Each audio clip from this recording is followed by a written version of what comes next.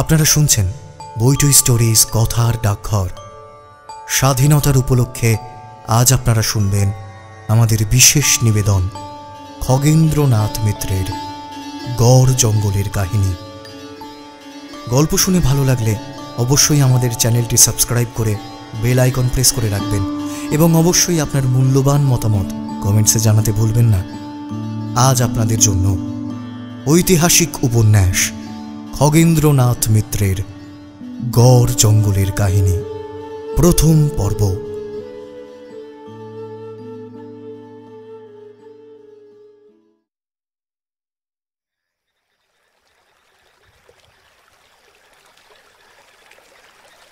নবাব সিরাজউদ্দৌলা তখন সিংহাসনচ্যুত নিহত। মির্জাফর সুবে বাংলার নবাব। ইংরেজ কোম্পানি বাংলার ধন দৌলত শোষণের উদ্দেশ্যে চারধারে অক্টোপাসের মতো সাংঘাতিক সুর বিস্তার করেছে। সেই সময়ে একদিন বেলা শেষে রূপনারায়ণের পশ্চিম কূল ঘেঁষে একটা ডিঙি খুব সন্তর্পণে উজানে আসছিল। ডাঙায় জঙ্গলের ধারে একটি ছাতিম গাছের আড়াল থেকে একটি লোক খুব মনোযোগ দিয়ে নৌকোটা লক্ষ্য করছিল। কারণ সময়টা তখন এমনই যে কে শত্রু কে মিত্র হঠাৎ করে সেটা বোঝা সম্ভব নয়। প্রত্যেকেই নিজ নিজ উদ্দেশ্য গোপন করে চলে। নৌকোটা দেখে মনে হয় সাধারণ জেলে ডিঙি, তবে আকারে কিছু বড়। আবার সওয়ারি নৌকো হওয়াও অসম্ভব নয়, কারণ সেকালে জলপথে অনেক সময় নানা আকারের সওয়ারি নৌকো চলাচল করত। নৌকোটা যত কাছে আসে জঙ্গলের ধারের লোকটা ততই চঞ্চল হয়ে ওঠে। কিন্তু আস্তে আস্তে নৌকোটাকে হঠাৎ আর দেখা গেল না। লোকটাও নিমেষে অদৃশ্য হল। নৌকোটাকে যে আরও একজন লোক একটি ঝাঁকড়া আম গাছের ডালে বসে পাতার আড়াল থেকে লক্ষ্য করছিল, তা সেই লোকটি বুঝতে পারেনি। সেই লোকটি ওই নৌকোটিকে অদৃশ্য হতে দেখে গাছ থেকে তাড়াতাড়ি নেমে জঙ্গলের পথ ধরে ছুটল। লোকটির পিঠে তুন, হাতে ধনুক, কোমরে টাঙি। তখন সবে শীতের শুরু, তাই নদী ও খালে জল কিছু আছে। আর ঘটনাটিও 200 বছর আগে। তখন রূপনারায়ণের এখনকার মতো করুণ অবস্থা হয়নি। নৌকোটা অদৃশ্য হলেও যে লোকটি ছাতিম গাছের আড়াল থেকে তার গতিবিধি লক্ষ্য করছিল, সেই লোকটি সে কোথায় যেতে পারে তা অনুমান করে একটা অস্পষ্ট বনপথ ধরে তাড়াতাড়ি হাঁটতে হাঁটতে একটা সরু খালের ধারে এসে পৌঁছল। এখানে জঙ্গল খুব ঘন, গাছপালা জলের ওপর ঝুঁকে পড়ায় জল প্রায় দেখা যায় না। তার উপর তখন শেষ বেলার ছায়ায় খালের ধারটা কিছুটা অন্ধকার। লোকটি খালের ধারে একটি ঝোপের মধ্যে দাঁড়িয়ে খুব মনোযোগ দিয়ে কি যেন শুনতে লাগলো। সাধারণত সে বন প্রায় সবসময়ই নিস্তব্ধ নির্জন। এই সময়ে তা যেন আরও নিস্তব্ধ। সন্ধে ঘনিয়ে আসছে। বুনো ঝিঁঝি আর বড় বড় গাছের কোটরে কাঠকোড়া পোকার একটানা উৎকট শব্দে দুটি একটি পাখির হঠাৎ ডাকে, শীতের হাওয়ায় গাছ থেকে 2-4টি শুকনো পাতা খসে পড়ার আওয়াজে বন যেন আরও ভয়ঙ্কর। লোকটি এদিক ওদিক তাকিয়ে প্রথমে আস্তে এবং পরে জোরে দুবার বিচিত্র শব্দ করলে। পরক্ষণেই খালের দিক থেকে একটা ডাক শোনা গেল। এই জঙ্গলে পাখির অভাব নেই। লোকটি তখনই দুহাতে ঝোপঝাড় সরাতে সরাতে খালের ধারে নেমে দেখল মাধারে হাত 50 তফাতে একটি হিজল গাছের গুঁড়িতে সেই নৌকোটা বাঁধা। গাছের ছায়ায় ও ঝোপের আওতায় সেখান থেকে তার বেশি আর দেখা গেল না। সংকেতে নৌকোর আরোহীদের চিনতে পারলেও লোকটি খুব সতর্কতার সাথে এগোতে লাগল। শত্রু ও বন্ধু বেশে আসা অসম্ভব কি? নৌকোর মাল্লা কজন ততক্ষণে ডাঙায় নেমেছে। মাঝি কেবল হালে বসে, আরোহীরা ছইয়ের তলা থেকে বেরিয়ে আসছেন। সকলেরই দেহ বলিষ্ঠ, তাদের মুখে চোখে দৃঢ়তা, চলাফেরায় ভীষণ পটু তারা। আরোহীদের মধ্যে একজনের চেহারা ও পোশাকে বিশেষ বৈশিষ্ট্য দেখা যাচ্ছে। তার মাথায় হলদে পাগড়ি, গায়ে সাদা মির্জাই, পায়ে জড়িদার নাগরা আর কোমরে দীর্ঘ তলোয়ার। লোকটি ছইয়ের তলা থেকে বেরিয়ে আগ গলুইয়ের কাছে সোজা হয়ে দাঁড়াতেই জঙ্গলের ধারের সেই লোকটি গিয়ে সাষ্টাঙ্গে প্রণাম করে হাত জোড় করে দাঁড়িয়ে রইল। সেই বিশিষ্ট আরোহী তার দিকে রাগী দৃষ্টিতে তাকিয়ে রূঢ় স্বরে বললেন, তোকে যে কাজের ভার দেওয়া হয়েছে তা ঠিকমতো করেছিস? মিথ্যা কথা। তোকে এদিকে শত্রুর গতিবিধির উপর নজর রাখবার ভার দেওয়া হয়েছিল, আর তুই কি জানিস তোকে একটা গাছের ডাল থেকে একটা লোক লক্ষ্য করছিল? হুজুর, হ্যাঁ, সে আমাদের গতিবিধি লক্ষ্য করে গাছ থেকে নিরাপদে নেমে তাদের ঘাঁটিতে খবর দিতে ছুটেছে। কাজে আমাদেরও এখনই সরে পড়তে হবে। এবারও আমাদের উদ্দেশ্য ব্যর্থ হয়ে গেল। তুই চরের কাজ করার অনুপযুক্ত। তোকে বরখাস্ত করলাম আমি। হুজুর, আমি এই কে আছিস? এটাকে আমার সামনে থেকে নিয়ে যা, শেষ করে দে। বিশিষ্ট আরোহী আদেশ দিতেই দুজন মাল্লা এসে লোকটিকে জঙ্গলের মধ্যে টেনে নিয়ে যেতে লাগলো। ইতিমধ্যে ছইয়ের মধ্য থেকে আর একজন নিঃশব্দে বেরিয়ে এসে তাঁর পিছনে দাঁড়িয়েছিলেন। তার গায়ে একখানি সামান্য চাদর, পরনে সামান্য বস্ত্র, খালি পা, মাথার চুল গোল করে ছাঁটা আর কাঁচা পাকা, গায়ের রং ফর্সা, নাকটি খাঁড়ার মতো, চোখ দুটি উজ্জ্বল। চাদরের তলা থেকে পৈতের একটু দেখা যাচ্ছে। তিনি আস্তে আস্তে বললেন, মহেশ্বর, দাঁড়াও। তাঁর কথা মতো সেই বিশিষ্ট লোকটি অর্থাৎ মহেশ্বর মাল্লা দুজনকে ইঙ্গিত করতে তারা বন্দিকে নিয়ে স্থির হয়ে দাঁড়ালো। সূর্য পণ্ডিত, আপনি কি কিছু বলতে চান? লোকটি সত্যই কি চরমদণ্ড পাওয়ার যোগ্য? আমাদের আজকের উদ্দেশ্য যদি ব্যর্থই হয়, তাহলে সেজন্য ওকে দায়ী করবার মতো কারণ আছে বলে তো মনে হয় না। কেন? ও যা করেছে তাতে অলসতা যত না প্রকাশ পেয়েছে, তার চেয়েও সতর্কতারই বেশি অভাব ঘটেছে। ওর চারধার ভালো করে দেখে নেওয়া উচিত ছিল। আচ্ছা, আমি ওকে প্রশ্ন করছি, এই, তোমার নাম কি? হুজুর, বাসুদেব। কখন এখানে এসেছো? আগে আমাকে দুপুর বেলায় পাঠিয়েছে। কে? সর্দার। তার আগে কোথায় ছিলে? গ্রামে। যখন এখানে এলে তখন গাছে যে একটি লোক বসে আছে তা লক্ষ্য করলে না কেন? ছাতিম গাছটার গড়ির আড়ালে গা ঢাকা দিয়ে দাঁড়াবার আগে আমি চারধারটা ভালো করে দেখেছিলাম হুজুর। যেখানে দাঁড়িয়েছিলাম সেখান থেকে গাঙের দিকটা ছাড়া আশপাশটা ভালো করে নজর করা যায় না। গাঙে কি দেখলে? একটা ছিপ উত্তরে যাচ্ছে, দুটো ডিঙি গেছে দক্ষিণে। ছিপ? কার? নবাবের। 5 কলইয়ে লক্ষ্য ছিল। ডিঙি দুটো চিনতে পেরেছো? হ্যাঁ হুজুর, আমাদের। চিহ্ন কি? হালের মুঠি ত্রিশূলের মতো। এই নৌকোটাও তাই ছিল। তবু এতে তোমার অপরাধ হালকা হয় না। তাহলে এখন আমায় কি মরতে বলেন? মহেশ্বরের কথা শেষ হতে না হতেই 4 জন যোদ্ধা একটি লোককে বেঁধে নিয়ে এলো। লোকটির কাপড়ে ও গায়ে রক্ত।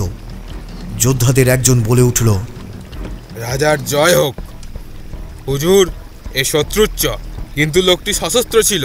ওই যে ওর জিনিসপত্র। কি আজ্ঞা আছে হুজুর? একে কোথায় কি অবস্থায় পেয়েছো বলভদ্র? হুজুর, গাঙের দিক থেকে লোকটা শিয়ালের মতো চুপি চুপি পালাচ্ছিল। আমরা আসছিলাম হুজুরের চরণ দর্শন করতে। তারপর? হুজুর, ওকে দেখেই চিনেছিলাম। হ্যাপা কুকুরের জাত, কামড়াতে এসেছিল। টাঙি চালিয়েছিল। হাবলার বাঁকানটা কেটে গেছে। হাবলার কাটা কান থেকে তখনও অল্প রক্ত ঝরছিল, বাঁ কাঁধে রক্তের দাগ। যে হাতে কাজটা করেছে সে হাতে বংশীবদনের বর্ষা ঢুকে গেছে। তবুও কুকুরটা পালাবার চেষ্টা করছিল, কিন্তু আমরা জমের দোসর, পালায় সাধ্য কি? সাবাস! পরিচয় কি দিয়েছে? বোবা হয়ে আছে, মানে আবার কামড়াবে। খ্যাপা কুকুরের যা দস্তুর। বটে। এই, তোর নাম কি? লোকটি কোনো উত্তর দিলে না। বলভদ্র তার পিঠে এবার বর্ষার খোঁচা দিলেন। এই, জবাব দে! লোকটা বর্ষার খোঁচায় লাফিয়ে উঠল। মহেশ্বর, প্রশ্নের ভার আমি নিচ্ছি। প্রয়োজন মতো শাস্তি তুমি দিও। এই, নদীর ধারে গাছে কতক্ষণ বসেছিলি? লোকটি তবু জবাব দিল না। এই বল, তুই কে? জবাব দিলে হয়তো বাঁচতে পারতিস, জবাব না দিলে ওই বট গাছের ডালে ঝুলিয়ে দেওয়া হবে। ওই দেখ, ওই দেখ, দুটো মরা ঝুলছে। পাখিতে ওদের চোখ ঠুকরে ঠুকরে খেয়েছে। লোকটা সভয়ে সেদিকে তাকিয়েই চোখ ফিরিয়ে নিল। জায়গাটাকে লোকে বলে ফাঁসুরের খাল। খালের ধারে এমন বিভৎস দৃশ্য মাঝে মাঝে দেখা যায়। দিনের বেলাতেও কেউ আসতে সাহস করে না এধারে। এদিকে বেলা ডুবতেও আর বেশি দেরি নেই। অন্ধকারে প্রত্যেকটি ছোট বড় গাছ যেন গলে মিলিয়ে যাচ্ছে। জলচর পাখিরা বাসায় ফিরছে। তাদের দেখতে যেন এক একটা ইংরেজি ভি অক্ষরের মতো। কিন্তু কাক তখনও এদিক ওদিক খাবার খুঁজছে। আর একবার জিজ্ঞেস করব, তুই কে? হুজুর, হুজুর আমি কেউ না হুজুর। তোর সঙ্গে তীর ধনুক টাঙি ছিল কেন? খাবার জন্যে হুজুর। গাছে চড়ে কি দেখছিলি? হাওয়া হাওয়া হাওয়া খাচ্ছিলাম হুজুর। শীতের হাওয়া? তার ওপর রূপনারায়ণের জলো হাওয়া খেলে যে পেট ফোলে। ওরে কাশি, তোরা এর পেট ছেঁদা করে হাওয়া বার করে ওই গাছে কানে ছেঁদা করে ঝুলিয়ে দে, না হলে দড়ি ছিঁড়ে বেচারি গাছ থেকে পড়ে মাথা ভাঙবে। বুঝলে মহেশ্বর, লোকটাকে দেখে মনে হচ্ছে কোম্পানির চর। হ্যাঁ, তবে তা নাও হতেও পারে। আমাদের গড় জঙ্গলের অন্য শত্রুর লোক হওয়া অসম্ভব নয়। অবশ্য যারই লোক হোক, আমাদের শত্রুপক্ষের লোক এটা ঠিক। অতএব আমাদের গতিবিধির সংবাদ ও নিশ্চিত দিতে পারেনি, তার আগেই ধরা পড়েছে। তবে লোকটা কাজের। হ্যাঁ, মৃত্যু ভয় করে না। যাই হোক, মৃত্যুই ওর যোগ্য শাস্তি। এটাকে নিয়ে গিয়ে মাথা কেটে জলে ভাসিয়ে দে। সত্যি কথা বলছি, আমায় ছেড়ে দিন হুজুর। পেটের দায়ে এ কাজ হাতে নিয়েছি। ঘরে আমার 3টে ছেলে মেয়ে আর বউ, তাদের খেতে দিতে পারিনি, তাই কোম্পানির সর পাইকের কাজ নিয়েছি হুজুর। হুজুর, আগে কি করতিস? চাষ চাষ। সে জমি ওরা কেড়ে নিয়ে চাকরি দিয়েছে হুজুর। বলছে বলছে ফেরত দেবে হুজুর। মাফ করুন হুজুর। জঙ্গলে ঘুরতে ঘুরতে ওই গাছে গিয়ে উঠিয়ে গাঙে নজর রাখছিলুম। সেখান থেকে দেখলুম ওই লোকটাও জঙ্গলে দাঁড়িয়ে নজর রাখছে। মনে করলুম ও আমাদের লোক, তাই ওকে মারিনি হুজুর। তোমাদের দলের লোকের চিহ্ন কি? কথা কোম্পানি। আমাদের চেনো? গড় জঙ্গলের দলের লোক। তোদের শত্রু? লোকটা মাথা নিচু করে দাঁড়িয়ে রইল। মহেশ্বর ইঙ্গিত করতেই তাঁর পাইকরা লোকটাকে জঙ্গলের মধ্যে নিয়ে গেল। ততক্ষণে সন্ধ্যার অন্ধকার ঘনিয়ে এসেছে। মহেশ্বর ও পণ্ডিত আবার নৌকোর ছইয়ের নিচে চলে গেলেন। বাসুদেবের হাত পা বেঁধে 5 গলুইয়ে ফেলে রাখ। ও কি বন্দুকের আওয়াজ নয়? হ্যাঁ, মনে হচ্ছে উত্তর দিক থেকে আসছে। ওই আবার নৌকো খালের মুখে নিয়ে চল, মনে হয় কোম্পানির ফৌজ। আমাদের পক্ষেও বন্দুক আছে, এটা তাদেরও সংকেত হতে পারে। ইতিমধ্যে বলভদ্ররাও শত্রুচরকে নিকেশ করে নৌকোয় এসে উঠল। নৌকো নিঃশব্দে খালের মুখে চলল। বনভূমি অন্ধকারে ঢেকে গেল। বনভূমির এক অংশে খালের মধ্যে সেই নৌকোটা দেখা গিয়েছিল। এই অঞ্চলটি কখনো ছিল কলিঙ্গ রাজ্যের, কখনো বাংলার সীমান্তে, এখন বাংলার মধ্যেই মেদিনীপুর জেলায়। এখানে একসময় ছিল গঙ্গার মোহনা, সমুদ্রের সঙ্গে সঙ্গম স্থল। কিন্তু সে প্রাচীনকালের কথা। এখন সে গঙ্গাও নেই, সমুদ্রও সরে গেছে। এগিয়ে এসেছে রূপা, অর্থাৎ রূপনারায়ণ নদ। যে সময়ের কথা বলা হচ্ছে, সেই সময়ে এই বিশাল বনভূমি ছিল হিংস্র জন্তুর বাসভূমি। নানা রকমের মূল্যবান বৃক্ষলতায় ভরা। আর এরই মধ্যে মধ্যে ছিল বসতি, ছোট বড় ভূস্বামীর অধিকার। তারা প্রত্যেকেই স্বাধীন, নিজেদের মনে করত রাজা, সেই মতোই থাকত, অন্তত সেই রকম চেষ্টা করত। ভূস্বামীরা নিজেদের অধিকার নিরাপদ করবার উদ্দেশ্যে গড় বা দুর্গ রাখত। বসতির চারধারে ছিল ঘন বন, গড়ের চারধারে ছিল ঘন কাঁটা গাছের জঙ্গল বা বলা ভালো বাঁশঝাড়, যার মধ্যে দিয়ে মানুষ, বিশেষ করে ঘোর সওয়ারদের চলাচল ছিল দুঃসাধ্য। এই অঞ্চলে বর্গীদের অত্যাচার ছিল খুব বেশি। হাজার হাজার মারাঠা ঘোড়সওয়ার লুটপাট করতে আসত, কিন্তু কাঁটা গাছের জঙ্গল আর বাঁশঝাড় ভেদ করে তারা গড় আক্রমণ করতে গিয়ে অনেক শক্তি নষ্ট করত। কখনো কখনো এইসব জঙ্গলে আগুন ধরিয়ে দিত। জঙ্গলের পর ছিল দুটি খাত, তাদের একটি শুকনো, অপরটিতে থাকত জল এবং কুমির। কাজেই কেবল আলিবর্দী খাঁ যে মারাঠাদের সঙ্গে যুদ্ধ করেছিলেন তা নয়, ওইসব খুদে রাজারাও তাদের ঠেকাবার চেষ্টা করত, কিন্তু একসঙ্গে মিলে করত না। ফলে অনেক সময়ই ধনে প্রাণে মারা যেত। একতাই যে শত্রুকে হটাবার ও উন্নতি করবার একটি প্রধান উপায় এবং শক্তি, তা তারা বুঝত না। কিন্তু তখন আর বর্গীর হাঙ্গামা ছিল না, আরম্ভ হয়েছিল কোম্পানির আমল। তখন ওই সব খুদে রাজারা একে অপরের সঙ্গে শত্রুতা করত, সুযোগ পেলে গড় দখল করে নিজের অধিকারে আনত। তবে কাজটা তেমন সহজ ছিল না। তারা পাইক বরকন্দাজ রাখত। তাদের অস্ত্রশস্ত্র ছিল তীর, ধনুক, টাঙি, বর্ষা, তলোয়ার, খাঁড়া আর পাকা বাঁশের লাঠি। বন্দুক কামান বড় একটা রাখতে পারত না। যারা পারত তারা হতো ওদের মধ্যে প্রবল প্রতাপশালী। মহেশ্বরের বাবা ভুবনেশ্বর ছিলেন ওই ধরনের এক ভূস্বামী। সূর্য পণ্ডিত ছিলেন তার কর্মচারী, বন্ধু এবং মন্ত্রীর মতো। তিনি মধ্যপ্রদেশবাসী ব্রাহ্মণ। ভুবনেশ্বরের দুই ছেলে, মহেশ্বর ও দেবেশ্বর। কোম্পানি সকলের কাছ থেকে খাজনা আদায় করে। যে না দেয় তার ভিটে মাটি কেড়ে নেয়। ওইসব খুদে রাজারাও ভয়ে ভয়ে খাজনা দিয়ে থাকে, কিন্তু ভুবনেশ্বর সাফ জবাব দেন, খাজনা দেবেন না, তিনি স্বাধীন। এই থেকে কোম্পানি ও নবাবের সঙ্গে তাঁর ঘোর বিবাদ বাঁধে। তার ফল কি হয় পরে বলছি। আগে বলি তিনি রাজা হলেন কি করে। তারও আগে বলি সূর্য পণ্ডিতের কথা। সূর্য পণ্ডিতের কাকা ওই অঞ্চলে কোনো এক মন্দিরে পূজারী ছিলেন। সূর্য পণ্ডিত যখন ৬-৭ বছরের, তখন তার বাবা মা প্লেগে মারা যান। কাকা ছাড়া তাঁর আপন কেউ ছিল না। কাকা বিয়ে থা করেননি। ছেলেবেলা থেকেই পড়াশোনায় খুব আগ্রহ থাকায় সংস্কৃত ভাষা শিখে নানা শাস্ত্র পাঠ করেছিলেন। তারপর যৌবনেই একদিন গৃহত্যাগ করে কোথায় চলে যান।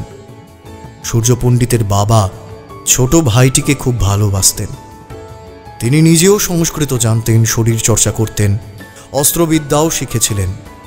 তাঁর কিছু জমি জমা ছিল, তাই চাষাবাদের ও গোপালনের কাজকর্মও জানতেন ভালো। কিন্তু তার ভাইয়ের পড়াশোনা ছাড়া আর কিছুই ভালো লাগতো না। সূর্য পণ্ডিতের বাবা রবি পণ্ডিত তাতে আপত্তি করতেন না, বরং উৎসাহ দিতেন। নিজে যতটা সংস্কৃত জানতেন ততটাই তাঁকে শিখিয়েছিলেন। তাঁর বিয়ের ঠিক করেছিলেন।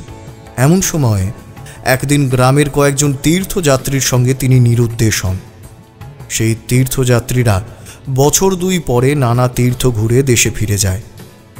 রবি পণ্ডিত তাদের কাছ থেকে ভাইয়ের এইটুকু খবর জোগাড় করতে পারেন যে তাঁর ভাই বারাণসী থেকে পূর্ব দিকে বাংলাদেশের উদ্দেশ্যে চলে গেছেন, সম্ভবত আর দেশে ফিরবেন না। এই ঘটনার বছর 4 পরে ভয়ানক প্লেগ রোগে রবি পণ্ডিত ও তাঁর স্ত্রী মারা যান। তাঁদের এক বুড়ি দাসী ছিল। সে ছোট্ট সূর্যের দেখাশোনা করতে থাকে। তার 16-17 বছরের একটি ছেলে ছিল। সে তার সমবয়সী কয়েকজন ছেলেকে নিয়ে একটি দল তৈরি করেছিল। তারা কয়েকটা ঘোড়া জোগাড় করে পালা করে তাতে চড়ে এদিক ওদিক ঘুরে বেড়াত। গ্রাম থেকে 4-5 ক্রোশ দূরে ছিল কতগুলো ছোট ছোট পাহাড় ও জঙ্গল। সেখানে ছিল ডাকাতের আড্ডা। গ্রামে ছিল এক ধনী মহাজন। ডাকাতরা একদিন তার বাড়ি লুট করতে এলে বড়দের সঙ্গে সেই কিশোর দলও বাধা দেয় এবং ঘোড়ায় চড়ে ডাকাতদের পিছনে ধাওয়া করে, তাদের আড্ডা জ্বালিয়ে দিয়ে আসে। ডাকাতরা আড্ডা ছেড়ে পালায়, কিন্তু দল ভাঙে না। এদিকে গ্রামের লোকেরা কিশোর যোদ্ধাদের খুব বাহবা দেয়। ডাকাতরাও তাদের লোভ দেখিয়ে ভুলিয়ে নিজেদের দল ভারী করে আর বলে ছোট ছোট বাচ্চা জোগাড় করে তাদের চুরি করে ডাকাতিতে তালিম দিতে। অসহায় সূর্য তাদের হাতে গিয়ে পড়ে, কিন্তু সৌভাগ্যবশত তার সুন্দর চেহারা দেখে এক বেদে ভুলিয়ে নিয়ে যায়। তারপর নানা জায়গা ঘুরে বছরখানেক পরে বাংলাদেশে এক মন্দিরের কাছে এসে তারা আস্তানা গাড়ে। সূর্য পণ্ডিতের কাকা তখন সেই মন্দিরেরই পূজারী ছিলেন। ছেলেটিকে বেদেদের দলে দেখে তাঁর সন্দেহ হয়। মুখখানাও চেনা চেনা ঠেকে। তাকে প্রশ্ন করে তার পরিচয় জানতে পারেন এবং তখনই প্রথম জানতে পারেন তাঁর বড় ভাই ও তাঁর স্ত্রীর মৃত্যু হয়েছে এবং ছেলেটি তাঁরই মাতৃপিতৃহীন ভাইপো। এদিকে বেদেরা ছেলেটিকে দাবি করে, কিন্তু ছেলেটিও তার কাকাকে চিনতে পেরে আর তাদের সঙ্গে যেতে রাজি হয় না। তবু বেদের দল কি ছাড়ে? তখন সেখানকার ভূস্বামীর পাইকরা এসে বেদেদের আস্তানা ভেঙে তাদের তাড়িয়ে দেয়। বেদেরা এর প্রতিশোধ নেবে বলে শাসিয়ে যায়, কিন্তু আর ফেরে না। সূর্য পণ্ডিত কাকার কাছ থেকে লেখাপড়া শেখেন আর ভূস্বামীর পাইক সর্দারের কাছে শেখেন অস্ত্রবিদ্যা।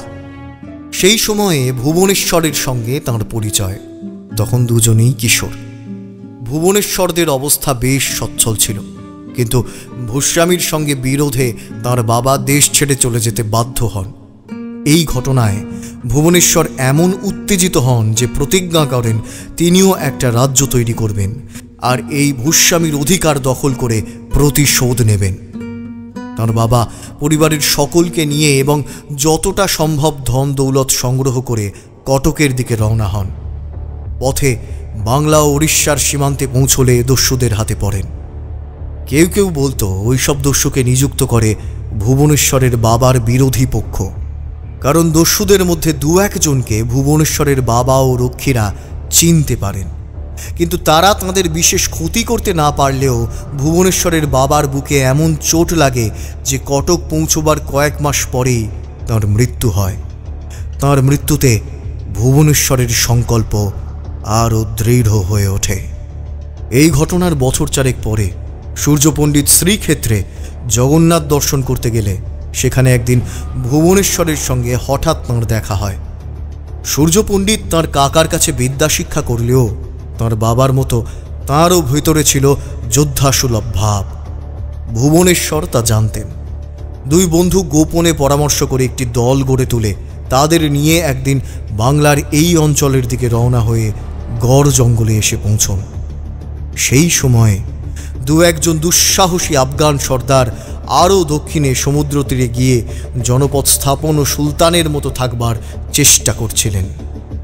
ভুবনেশ্বর খুব চালাক লোক ছিলেন বলে আলীবর্দীর নবাব সরকারের ওপরওয়ালা কর্মচারীর সঙ্গে বন্ধুত্ব করে এখানে এসে জঙ্গল কেটে বসতি তৈরি করেন আর তার নাম দেন গড় জঙ্গল।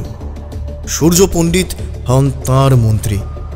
ঘটনাচক্রে এ কথা ভুবনেশ্বরের বাবার বিরোধী ভূস্বামী জানতে পারেন। সূর্য পণ্ডিতের কাকাও শোনেন, কিন্তু তিনি আর কি করবেন?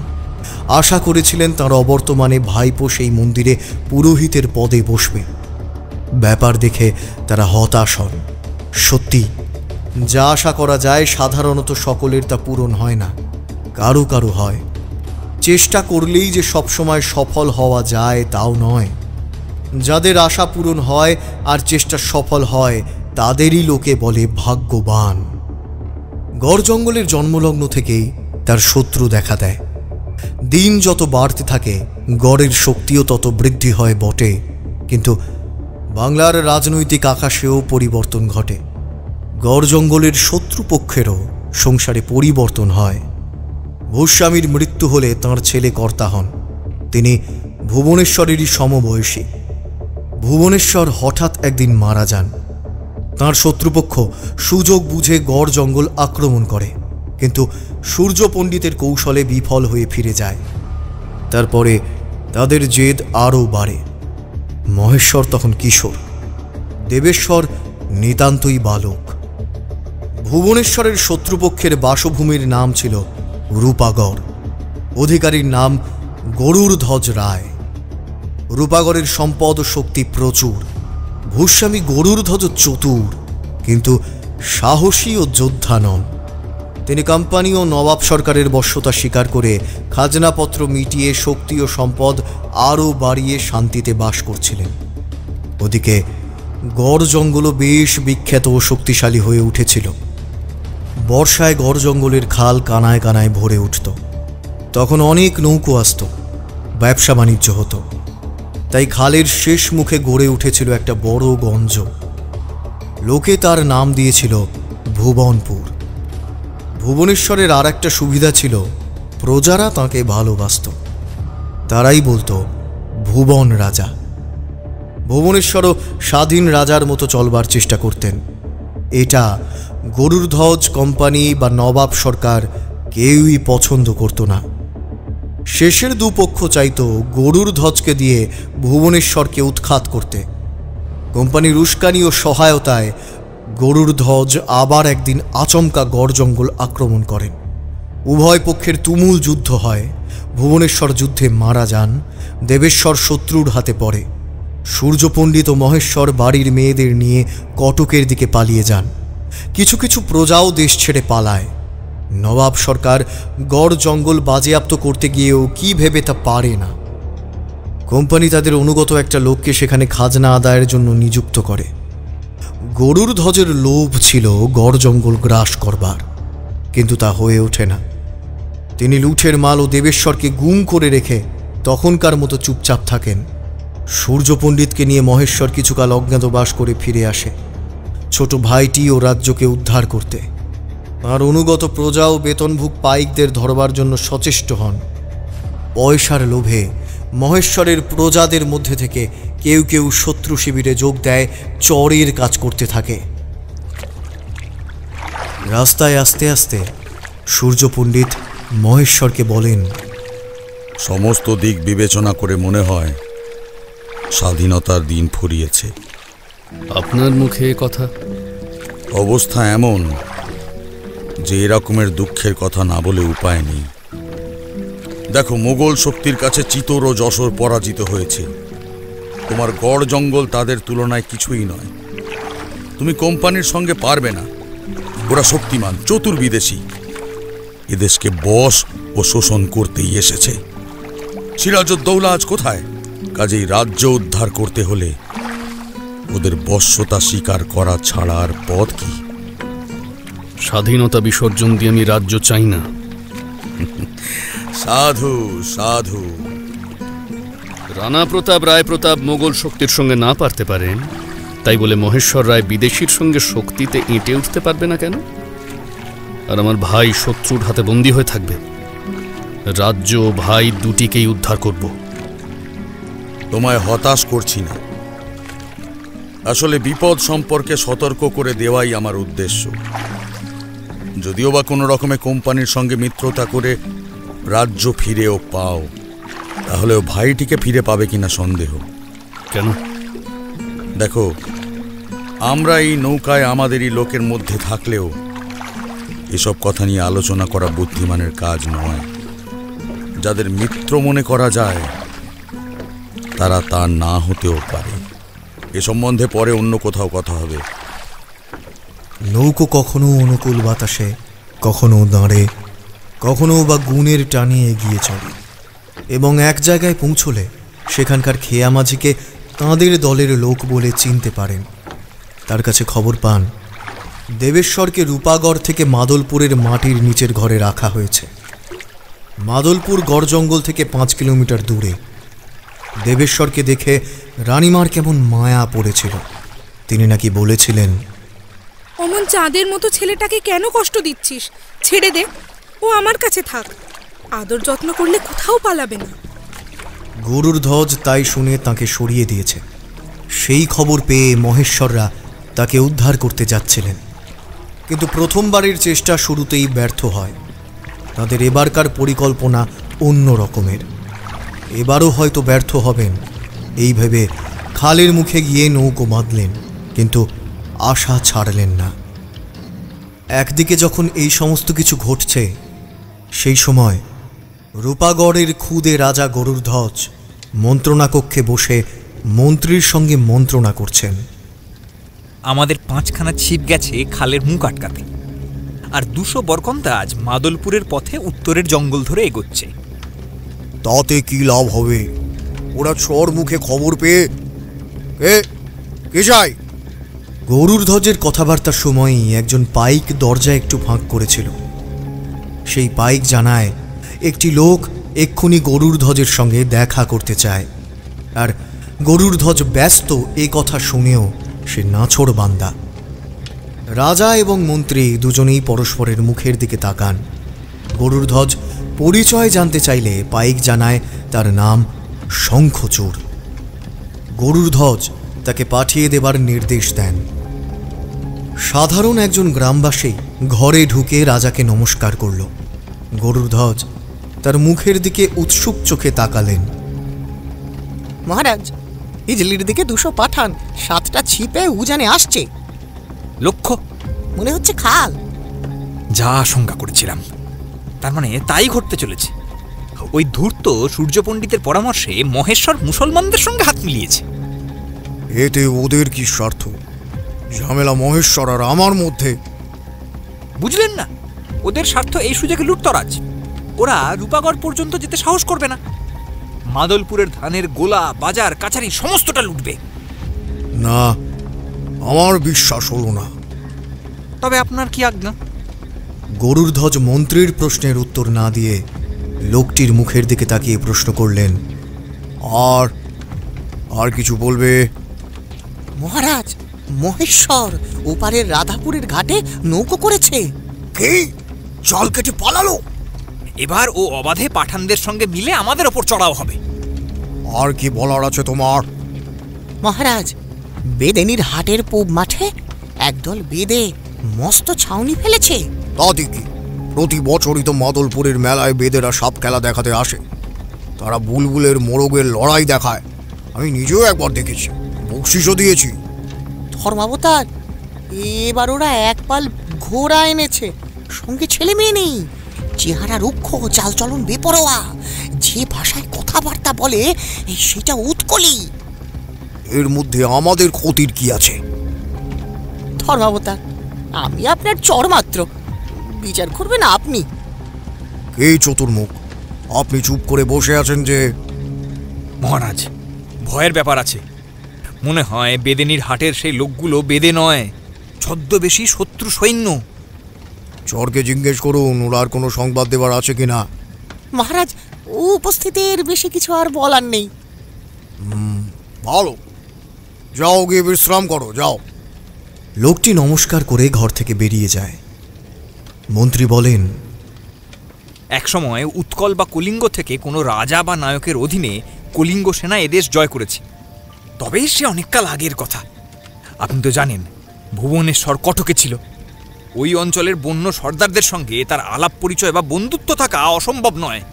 অসম্ভব নয় বটে, কিন্তু আমি যতদূর জানি আপনিও জানেন, আমাদের সঙ্গে যুদ্ধে তার পক্ষে একটিও কলিঙ্গবাসী যুদ্ধ করতে আসেনি। তখন না এলেও এখন যে আসবে না এমন কি কথা আছে? মহেশ্বর মানে ওই মধ্যপ্রদেশী ব্রাহ্মণটা অত্যন্ত চতুর। সর্দারদের সঙ্গে বন্ধুত্ব করে লুটতরাজের লোভ দেখিয়ে। কিন্তু এটা যে নবাব আর কোম্পানির দখলই জায়গা। সেটা হলো ভুবনপুর আর গড় জঙ্গল, রূপাগড়, মাদলপুর, বেদেনির হাট নয়। আপনি বলতে চান ওরা আমার রাজ্য? ধৈর্য ধরুন মহারাজ, এটা আমার অনুমান মাত্র। মহেশ্বর ভুবনপুরের পাশ কাটিয়ে বেদেনীর হাট ঘুরে মাদলপুরে হানা দেবে বলে আমার মনে হয়। কারণ তার ভাই? অসম্ভব। মাদলপুর আর বেদেনীর হাট সুরক্ষিত, পথ দুর্গম, তাকে একেবারে মৃত্যুর সামনাসামনি গিয়ে পড়তে হবে। বীর যোদ্ধা, বুদ্ধি আর শক্তি এ দুয়ের ওপর ভরসা করে মৃত্যুর সামনে এগিয়ে যায় মহারাজ। মৃত্যুর এক আশ্চর্য খেলা এই, অনেক সময় তাকে গ্রাস করে না, বরং তাকে সাফল্যের দিকে এগিয়ে দেয়। আবার মন্ত্রণা কক্ষের দরজায় আঘাত হলো। রাজার আজ্ঞায় একজন এসে নমস্কার করল। লোকটির পোশাক কাঠুরের মতো। তখন দুজনেই তাকে চিনতে পারলেন। কত পরিমাণ কাঠ সংগ্রহ করেছো মহিম সামন্ত? সামান্য, তবে মূল্যবান।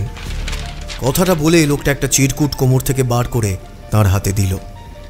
চতুর্মুখ চিরকুটটা 2-3 বার করে পড়ে গরুড়ধ্বজের হাতে দিলেন। তার মুখ গম্ভীর। গরুড়ধ্বজও চিরকুটটা 3 বার ভালো করে পড়ে তারপর বললেন, বন্দী দেবেশ্বর পালিয়েছে। রূপনারায়ণের জলে আমার অধিকারে পাঠানদের ছিপ এসে ভিড়েছে। সেনাপতি, সেনাপতি! না থাক, এর মধ্যে আমার গৃহশত্রু আছে। কে সে? তার মৃত্যু নিশ্চিত। সামন্ত, তুমি চতুর, তুমি জানো মহেশ্বর এখন কোথায়? মহারাজ, শুনেছি রাধাপুরের ঘাট থেকে পাঠানদের সঙ্গে যোগ দিয়েছে, কিন্তু কিন্তু কি? আমার বিশ্বাস সে মাদলপুরে। অসম্ভব। পরশু সে ফাঁসুরের খালের মুখে ছিল, চারধারে চর। তাদের চোখে ধুলো দিয়ে তবে কি সেই দেবেশ্বরকে মুক্ত করেছে? না না, অসম্ভব, অসম্ভব। এই আমার গৃহশত্রুর কাজ। হঠাৎ করে রানীমা এসে পড়বেন, এটা সকলের কাছেই অপ্রত্যাশিত ছিল। কথাগুলো বলতে বলতে রানীমার শান্ত সুন্দর মুখটা তার মনের মধ্যে ঝিলিক দিয়ে গেল। রানীমা সামন্তকে বললেন, আচ্ছা, তুমি যাও। সামন্ত চলে গেলে গরুড়ধ্বজ চতুর্মুখকে বললেন, এবার এখন আমাদের কি কর্তব্য? সেনাপতিকে 300 সৈন্য নিয়ে মাদলপুরের বেদেনীর হাট রূপাগড় সড়ক রক্ষা করতে আদেশ দিন। বেদেদের ছাউনি এখনই উৎখাত করা হোক। কিন্তু এতে যে শত্রু বৃদ্ধি হবে। মহেশ্বর আর সূর্য মস্ত চাল চলেছে, সে নিজে আছে এদের পেছনে, তার গায়ে আঁচড়ও লাগবে না। মহারাজ, মহেশ্বরের গ্রাম কোথায়? সে তো রাজ্যহীন যাযাবর। তাকে শেষ তো করবই, কিন্তু তার শক্তিকে ছোট করে দেখলে ভুল হবে মহারাজ। আর দেবেশ্বরের পালানোর বিষয়ে কোনো খবর? ঘটনাটি অনুসন্ধান সাপেক্ষ। গরুড়ধ্বজ সেনাপতিকে দেখে আদেশ দিলেন পথ রক্ষা ও নৌশক্তি বৃদ্ধি করতে এবং প্রয়োজন বুঝলে সশস্ত্র সংঘর্ষ বাধাতে। কোম্পানি বা নবাব কেউই পাঠানদের পছন্দ করে না। আদেশ দিয়ে গরুড়ধ্বজ স্নান ও আহার করতে গেলেন। চতুর্মুখ গেলেন অন্য কোথাও। ওদিকে মহেশ্বর রাধাপুরের ঘাটে থাকতে থাকতেই চরমুখে সংবাদ পান শত্রু তাঁকে ঘিরে ফেলেছে। এই চরটি গরুড়ধ্বজেরই। তাঁর লোকেরা তাকে বন্দি করে। সূর্য পণ্ডিতের পরামর্শে তাকে মুক্তি দেওয়া হয়েছিল এই শর্তে যে সে এমন একটি কাজ করবে যাতে মহেশ্বরের পরম উপকার হবে। বাসুদেব আরও জানিয়েছিল রাধাপুরের ঘাটও নিরাপদ নয়। অপর পারে শত্রুর ছিপ খালের মুখে আটকেছে। এ খবর সে জোগাড় করেছিল গরুড়ধ্বজের পাইক হরে কৃষ্ণর কাছ থেকে। হরে কৃষ্ণ বাসুদেবের ভগিনীপতি। মহেশ্বর রাধাপুরের ঘাট থেকে রাত্রির অন্ধকারে এপারে এক জায়গায় নেমে 20 জন অনুচর নিয়ে ঘোড়ায় চড়ে বেদের ছদ্মবেশে অপেক্ষাকৃত ছোট একটি দুর্গম রাস্তা ধরে বেদেনীর হাটে বেদেদের আস্তানায় এসে পৌঁছেছিলেন। আর সূর্য পণ্ডিত এসেছিলেন মাদলপুরের কাছে। মাদলপুরকে গরুড়ধ্বজ যতটা সুরক্ষিত মনে করেছিলেন, বসতিটা বাস্তবে ততটাও সুরক্ষিত নয়। তবে তার চারধারে গভীর বন ছিল। সেকালে সকল বসতি জলবেষ্টিত ছিল। বসতিটার উত্তরে ছিল অনেক কাল আগের মস্ত ঢিপি। সেখানে এমন একটা ঢিপি থাকার কারণ কি সেটা নিয়ে কেউ মাথা ঘামাতো না। তবে তার সম্বন্ধে রোমহর্ষক গল্প তৈরি হয়েছিল অনেক। ঢিবির মাথায় ছিল একটা ইমারতের ধ্বংসস্তূপ। হাত পা ভাঙা, নাক ছেঁচা, মুন্ডহীন কয়েকটা মূর্তিও সেখানে পাওয়া গিয়েছিল। সেগুলোর মধ্যে একটি ছিল প্রায় আস্ত, আকারে ছোট, পোড়া মাটির তৈরি। ধ্বংসাবশেষের ইঁটগুলো লোকেরা নিয়ে গিয়ে ঘর বাড়িতে লাগিয়েছিল। ভাঙা মূর্তিগুলো কারা যেন নিয়ে যায়। আস্ত মূর্তিটা একজন ভবঘুরের হাতে পড়ে, সে আর কোথাও যায় না। মূর্তিটাকে ঢিবির মাথায় বটতলায় প্রতিষ্ঠা করে পুজো করতে আরম্ভ করে। তার নাম দেয় মঙ্গল ঠাকুর। ক্রমে দুটি একটি করে ভক্ত আসতে থাকে। তাদের পুজোয় ও দানে লোকটার বেশ আয় হতে থাকে, কিন্তু বেশি দিন তার ভাগ্যে সুখ ভোগ হয় না। একদিন সাপের কামড়ে তার মৃত্যু হয়। তখন রাজ সরকার তার মালিক হয়। গরুর ধ্বজ ঢিপির অপর পিঠে সুড়ঙ্গ কেটে চোরা কুঠুরি তৈরি করবার হুকুম দেন। শ্রমিকেরা ঢিপের মধ্যে নানা রকমের ইটের সন্ধান পায়। সেই সব ইটই তারা কুঠুরিতে ব্যবহার করে। ওখানে আগে কি ছিল, মূর্তিগুলো কোনো হিন্দু দেবতার বা জৈন বা বৌদ্ধ সাধুদের কিনা, তা জানতে কারোরই আগ্রহ হয় না। ওই অঞ্চলটায় দক্ষিণ পূর্ব বাংলায় একসময়ে জৈন ও বৌদ্ধ ধর্মের খুব প্রভাব ছিল। তার ফলে জায়গায় জায়গায় জৈন মন্দির এবং বৌদ্ধ বিহার গড়ে উঠেছিল। কোন রাজা বা কারা সেসব তৈরি করেছিলেন তাও জানা যায় না। আমরা যখনকার কথা বলছি তখনও লোকে জানত না, জানলে আমরাও আজ জানতে পারতাম। যাই হোক, ওই মাদলপুরের চোরা কুঠুরিতেই দেবেশ্বর বন্দী ছিল। কুঠুরির সামনে ঢিপির চারধারে ছিল সশস্ত্র কড়া পাহারা। তাদের চোখ এড়িয়ে কুঠুরিতে যাওয়া সম্ভব নয়। সেই কুঠুরি থেকেই দেবেশ্বর পালিয়েছে। এ এক আশ্চর্য ঘটনা। গরুর ধ্বজের লোকেরা সাহায্য না করলে এমন ঘটনা ঘটতেই পারে না। কিন্তু দেবেশ্বর কিশোর হলেও সে যে সাহসী, বুদ্ধিমান এবং শক্তিমান, এ কথা কারোরই মনে হয়নি। সূর্যপণ্ডিত মাদলপুরে গোপনে পৌঁছে পাইকদের দুজন সর্দারকে অনেক মোহর দিয়ে হাত করেছিলেন, এ কথা সত্য। কিন্তু তাদের সাহায্যে দেবেশ্বরকে উদ্ধার করবার আগেই সে পালিয়ে যায়। সর্দারদের একজন গিয়ে দেখে কুঠুরি খালি। সবই ঠিক আছে, কেবল দেবেশ্বর যেন হাওয়ায় মিলিয়ে গেছে। লোকটা তাই দেখে চিৎকার করতে করতে বেরিয়ে আসে। চারধারে খোঁজাখুঁজি শুরু হয়। রাজার কাছে খবর নিয়ে লোক ছোটে। সূর্যপণ্ডিত তখন সেখান থেকে সিকিক্রোশ দক্ষিণে একটা পুরনো পুষ্করিণীতে স্নান সেরে জলে দাঁড়িয়ে আহ্নিক করছিলেন। হঠাৎ দেখেন একটি কিশোর মাঝপুকুরে হুশ করে ভেসে উঠল এবং এদিক ওদিক তাকিয়ে সূর্যপণ্ডিতকে দেখে সে সভয়ে ওপারের দিকে সাঁতরে যেতে লাগলো। সূর্যপণ্ডিত প্রথমটা চিনতে পারলেন না। এমন আশ্চর্য কাণ্ড তিনি কখনো দেখেননি। কিন্তু বিস্ময় ও ভয়ের ঘোর কাটিয়ে তীক্ষ্ণ দৃষ্টিতে তাকিয়ে তাকে চিনতে পারলেন এবং তার নাম ধরে ডাকতে ডাকতে তার দিকে সাঁতরে চললেন আর বলতে লাগলেন, দেবেশ, ভয় নেই, আমি সূর্যপণ্ডিত। দেবেশ্বর ফিরে দেখলেন সত্যই তাই। তারপর দুজনে পাড়ে উঠে তাড়াতাড়ি একরকম ছুটে চললেন। সেখানে তাদের সশস্ত্র অনুচরেরা ছদ্মবেশে প্রতীক্ষায় ছিল। চলতে চলতে সূর্যপণ্ডিত বললেন, সাবাস ছেলে, কিন্তু তোমার কাহিনী শোনবার উপযুক্ত সময় এটা নয়। আরো জোরে পা চালাও, ওই দেখা যায় জঙ্গল। এদিকে ঠিক তখনই পিছনে কারা যেন চিৎকার করতে করতে সেদিকে আসছিল। তাই শুনে দুজনে ঊর্ধ্বশ্বাসে ছুটলেন। মন্ত্রী চতুর্মুখ খুব চালাক। তিনি যেসব চর নিযুক্ত করেছিলেন তারাও খুব দক্ষ। মহেশ্বর ও সূর্য পণ্ডিতের গতিবিধির সকল খবর তারা জোগাড় করে চতুর্মুখকে দিয়েছিল। সেই মতো তিনি এমন একটা জাল পেতেছিলেন যা ছিঁড়ে পালানো মহেশ্বরদের পক্ষে খুবই শক্ত। এই জাল অবশ্য সৈন্য, পাইক, বরকন্দাজ ও লোভে বশীভূত দস্যু দল দিয়ে তৈরি।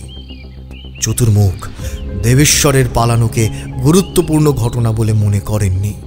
তার পালানোয় রূপাগড়ের অসাবধানতা ও তার নিজের অতিরিক্ত সাহস ও বুদ্ধি ছাড়া আর কী বা প্রকাশ পেয়েছে।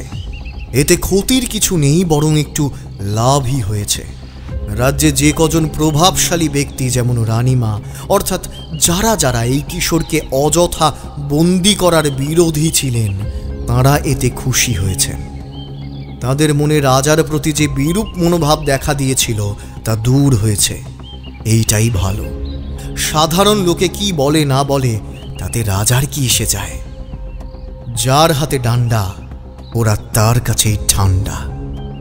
তবে এই ঘটনায় রাজা কিছু অসম্মানিত ক্ষুণ্ণ বোধ করছেন, কিন্তু তার দরুন মহেশ্বরকে শেষ করতে তাঁর জেদ আরও বেড়ে গেছে।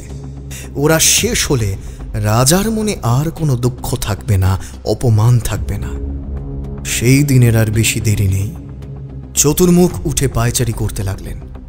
তিনি মহেশ্বরের যতটা বিপক্ষে তার চেয়ে অনেক গুণ বেশি বিপক্ষে সূর্য পণ্ডিতের। কারণ গরুর ধ্বজ একদিন অসাবধানতা বশে তাঁর সম্মুখে সূর্য পণ্ডিতের একটু প্রশংসা করে ফেলেছিলেন। তার উপর সূর্য পণ্ডিত বিদেশি। ও না থাকলে মহেশ্বর কবে নিশ্চিহ্ন হয়ে যেত। রাজার নামে মন্ত্রী রাজত্ব করে। ভালো মন্ত্রী পাওয়া রাজার ভাগ্য। সেদিকে মহেশ্বরকে ভাগ্যবান বলতে হবে। এমনই নানা কথা চতুর্মুখ পায়চারি করতে করতে ভাবতে লাগলেন, আর নিজের মনে একবার বলে উঠলেন, সূর্য, তোমার দিন শেষ হয়ে এসেছে। হঠাৎ পিছনে একটু শব্দ হলো। ফিরে তাকালেন, কিন্তু কোথাও কিছু দেখতে পেলেন না। জায়গাটা গাছপালায় ভরা আর নির্জন। একটা কিছু ঘটলেই তার শব্দটা বেশি মনে হয়। শত্রুর এমন দুঃসাহস হবে না যে বাঘের ঘরে সিঁধোয়। চারধারে সশস্ত্র কড়া পাহারা, অথচ তিনি ভেবে দেখলেন না বাঘের ঘরেই ঘোঘের বাসা হয়, সর্ষের মধ্যে ভূত থাকে। তিনি অধীর আগ্রহে শত্রুপক্ষের খবরের অপেক্ষা করছেন। ওদিকে মহেশ্বর বেদেদের সঙ্গে যোগ দিয়ে বেদিনীর হাট ও মাদলপুর আক্রমণের চেষ্টাও করছিলেন। এমন সময় চরমুখে খবর পেলেন গরুর ধ্বজের বাহিনী তাঁদের ঘিরে শেষ করতে আসছে। বেদেরা ছদ্মবেশী কলিঙ্গ যোদ্ধা, কিন্তু কেন তারা রাজ্যহীন মহেশ্বরের সঙ্গে যোগ দিয়েছিল তা তিনি অনুমান করতে পারেননি। সূর্য পণ্ডিত তাদের রূপাগড়ের ধন আর ঐশ্বর্যের লোভ দেখিয়েছিলেন। আমাদের রূপাগড়ের ওপরে কোনো লোভ নেই। আমাদের রাজত্ব ফিরে পেলেই আমরা সন্তুষ্ট। রূপাগড়, মাদলপুর, বেদেনীর হাট এগুলো তোমাদের। কিন্তু কোম্পানি যদি ওদের সঙ্গে যোগ দেয়, তাদের কামান বন্দুক আছে। আমাদের এইসব হাতিয়ার তার বিরুদ্ধে এঁটে উঠতে পারবে না। কোম্পানি এই অঞ্চলে এখন দুর্বল। তাছাড়া রূপাগড় থাক বা যাক, তাতে তাদের কিছু এসে যায় না। তারা চায় টাকা। যে টাকা দেবে সেই তাদের আপন। তুমি যদি তাদের বলো ও রাজ্য তোমার ঠাকুর দাদার ছিল, এখন সুযোগ মতো বেআইনি দখলদারদের কাছ থেকে উদ্ধার করতে এসেছো, আর উদ্ধার করে নবাব ও কোম্পানির বসে থাকবে, একমাত্র তাহলেই তারা তোমার কথা শুনতে পারে। তাদের কাছে তুমি আর গরুর ধ্বজ সমান, দুজনেই বিদেশি। তুমি কি বলতে চাও এখানে রাজা হয়ে বসবো? যদি পারো তাহলে ক্ষতি কি? আমরা তো তোমার মিত্র রইলামই। বিপদে পড়লে আমরা তোমার পাশে দাঁড়াবো। পাশে দাঁড়াবে নাকি গা বাজাবে? আমরা অকৃতজ্ঞ নয়। তোমরা আমাদের জন্য প্রাণ দিতে এসেছো, আর আমরা প্রাণের মায়া করব? এটা কি বন্ধুর মতো কথা হলো? যদি রাজ্য না চাও, লুটপাট করে চলে যাও, যেমন বর্গিরা করত। তারা বারবার আসতো, বাংলার পশ্চিম আর দক্ষিণ অঞ্চলে লুট করত। তোমরা তো সেখানে একবারই, আর কিনা একটা শত্রু রাজ্য লুট করবে? রাজ্য চাই না, ধন দৌলত চাই। যা তোমার ইচ্ছা। সেই মতো আমাদের দল ভাগ করতে হবে। কিন্তু বেদিনীর হাটে এসে সর্দার দেখে কাজটা যত সহজ মনে হয়েছিল তত সহজ নয়। রূপাগড়ের সৈন্য অনেক।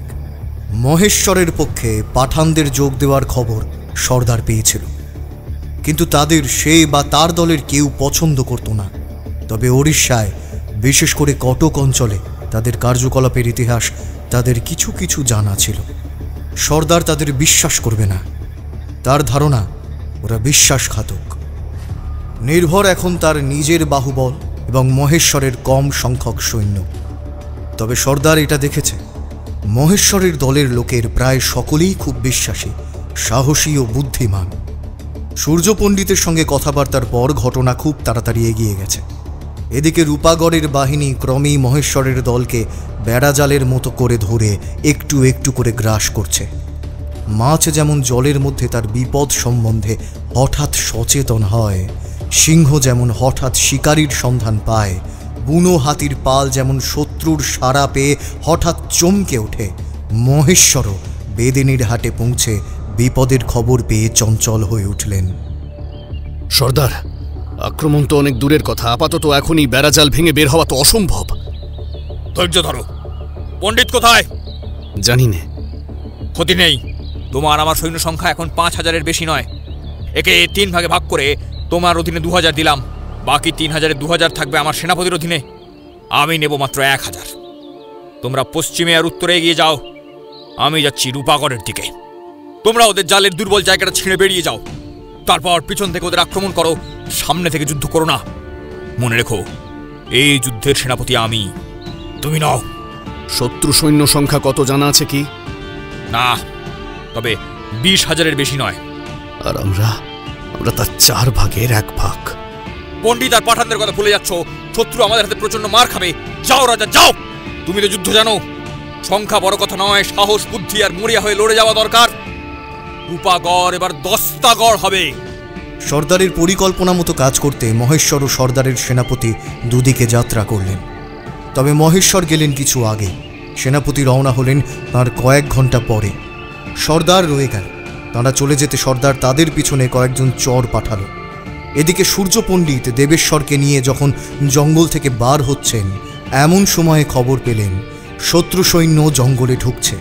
তারা খবর পেয়েছে পণ্ডিত এই বনে লুকিয়ে আছেন, তবে দেবেশ্বরের খবর তারা জানে না।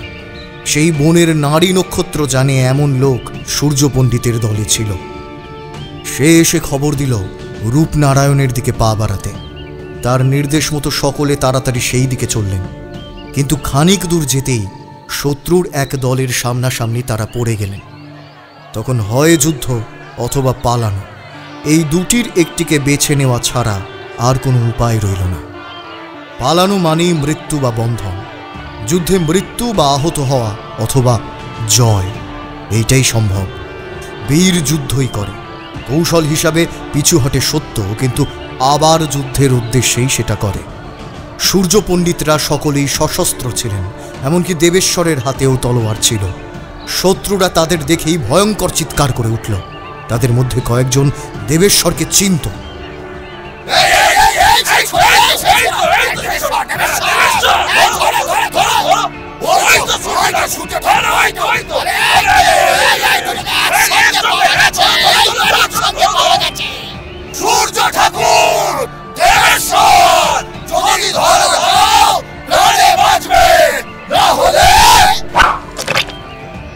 হঠাৎ একটা তীর গিয়ে শত্রুপক্ষের দলপতির বুকে বিঁধল।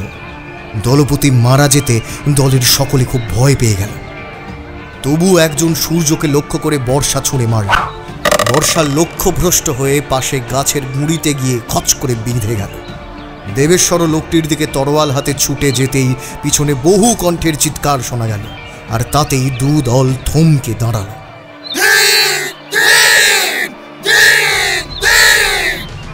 এবার দু দলই বুঝল পাঠানরা আসছে। ছত্রভঙ্গ হয়ে নিরাপদ স্থানের দিকে প্রত্যেকে দিল ছুট। যে লোকটি সূর্য পণ্ডিতকে বর্ষা ছুঁড়ে মেরেছিল, দেবেশ্বর তাকে এমন আহত করল যে সে খানিক দূরে গিয়েই মাটিতে লুটিয়ে পড়ল। দেবেশ্বর ছুটে গিয়ে তার মুখের দিকে তাকিয়ে তাকে দেখে চিনতে পারল। এই লোকটাই মাদলপুরের বন্দিশালায় দেবেশ্বরকে ব্যঙ্গ বিদ্রুপ করত। একদিন তার বরাদ্দ খাবার তার সামনে ছুঁড়ে ফেলে দিত আর বলতো, রাজভোগ খা। আজ লোকটার চরম শাস্তি হল। পাঠানদের চিৎকার আগের চেয়েও আরও স্পষ্ট হয়েছে, এবং সেই চিৎকার যখন সূর্য পণ্ডিতদের সামনাসামনি স্পষ্ট হলো, তখন তাদের হাতে 3 জন বন্দী। তাদের প্রধান দল আসছে পিছনে। দল তাড়াতাড়ি এগিয়ে এসেছে। চর মুখে খবর পেয়ে তাদের একটি দল তাড়াতাড়ি এগিয়ে এসেছে। লক্ষ্য মাদলপুর। কিন্তু সঙ্গে সঙ্গেই আবার বনের একদিকে বহু লোকের চিৎকার শোনা গেল। এবার আর তাই এগোল না। আমরা এখানেই থাকব, বনই নিরাপদ। বুদ্ধিমান সেনাপতিরা বনে যুদ্ধ করে না।